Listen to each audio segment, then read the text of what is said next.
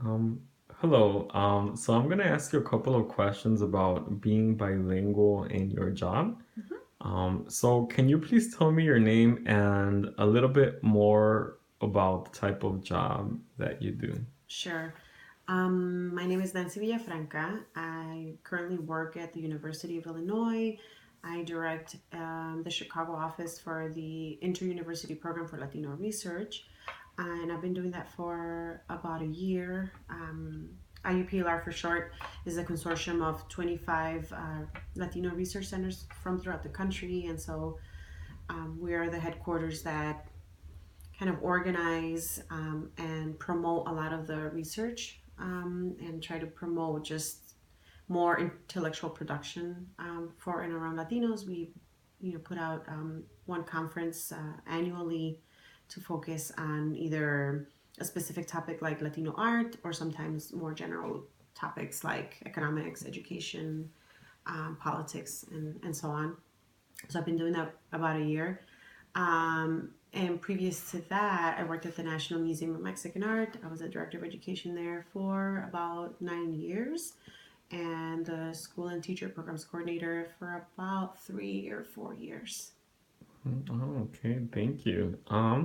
So how have you used a second language in these last two jobs that you've had or in the past?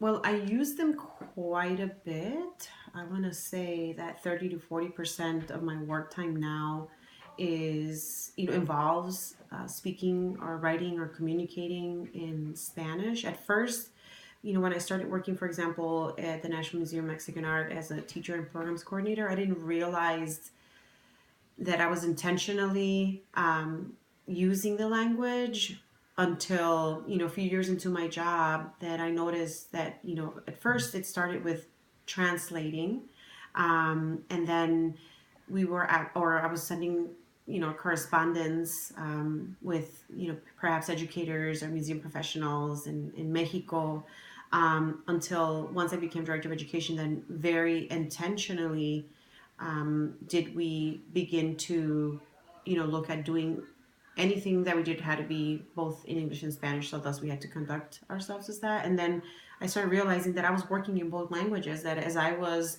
creating an educator's guide for a specific exhibition, I would do it in Spanish as well. And then I noticed that I was no longer just translating. I was sort of doing it in the both languages and not translating 100%, what was in one language. i Mm-hmm. i wanted to make sure the message was across in the other language, not necessarily a literal translation. Mm-hmm. So then it really hit me, wow, this is really important.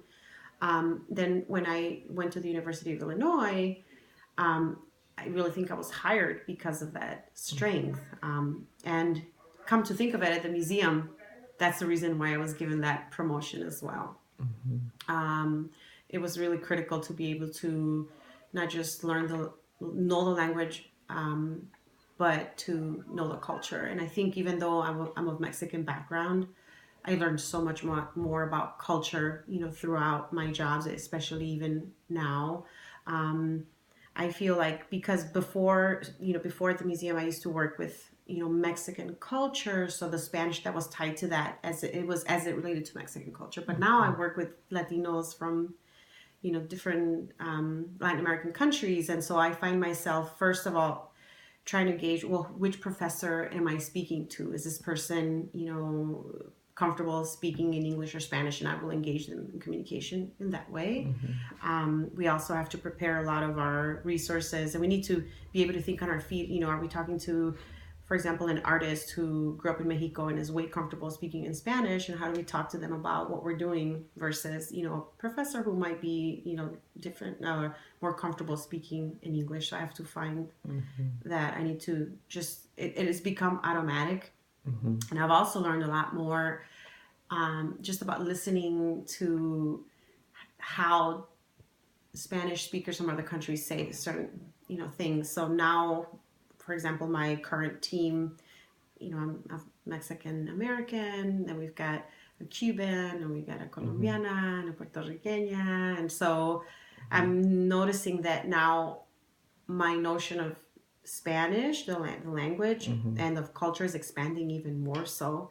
because, I'm learning phrases that mean something different to, my colleagues, where Mm-hmm. it's actually been a point of,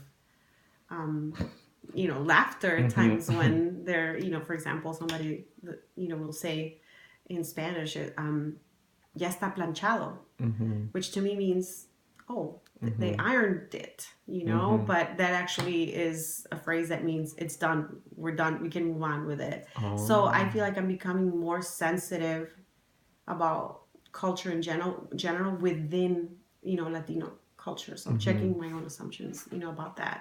Mm-hmm. Um, it's a lot more, innate to be able to go back and forth between all these cultures seamlessly.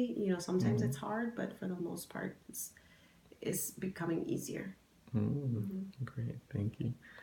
Um, and well, you kind of talked about understanding the culture and the impact of the responsibilities of your job. So the last question that I have for you is why do you think that bilingualism is so controversial in this country, in the United Hmm. States? And what advice do you have for future bilinguals Yeah. or people who are already bilingual? What are some of the benefits? Mm-hmm. Okay. Why is it controversial? I mean that it's true. I think for the most part, in general, in mainstream society, it is very controversial. But it also Mm-hmm. depends on which circle you might be talking about Mm-hmm. bilingualism in. So if we're talking about, educators from an urban city like Chicago, it might be seen more positively. But I think as a whole, American society does not see it very positively.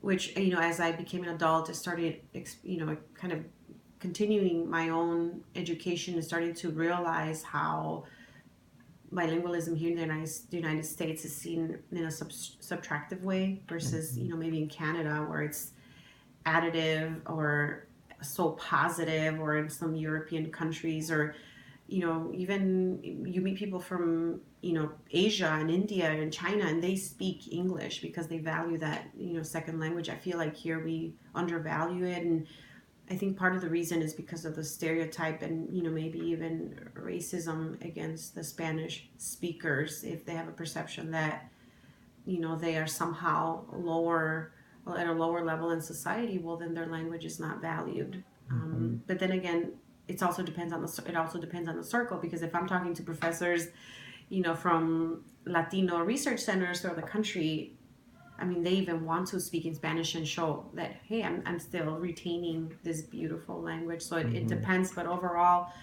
I do think it's still seen negatively because of the perception, from people who are in control, Mm-hmm. from, the government, the ruling, and just mainstream society, who kind of sometimes just regurgitates what they hear, the stereotypes, and maybe have not really met a lot of people who are Mm-hmm. bilingual and amazing. But Mm-hmm. unfortunately, I still think that it's kind of ingrained in the belief Mm-hmm. system that, we're all not equal, but yet we are. And I think that I Mm-hmm. see that slowly Mm-hmm. shifting, especially as in schools they're starting to, embrace. There's the bilingualism. There's a lot of dual language schools here. My daughter is now in a dual language program, and there's a lot more schools that are going that route that are really seeing the benefits. Mm-hmm.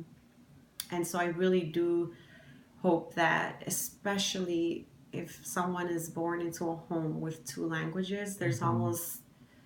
there should be no excuse why they don't speak these, embrace these, and use them to Mm-hmm. their advantage in their jobs. I mean, Mm-hmm. I don't know if I would be able to, get as amazing jobs as I've had if I wasn't bilingual. I probably would have, but these specific jobs I was able to get and be good at it because I'm able to go back and forth between, English, Spanish, and sometimes, in between.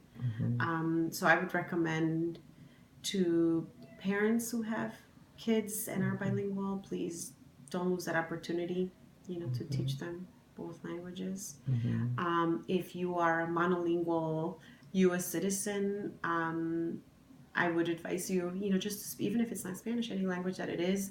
I notice that the people who are bilingual definitely are very um, positive in the way that they refer to other cultures, and so I think it only opens your mind. I mean, I wish I could speak a third. Who knows? Maybe Mm-hmm. my kids will, but I think it just adds to our perception, or yeah, our values of like being human beings. Like, we're in a global society now, and you can't just speak one language.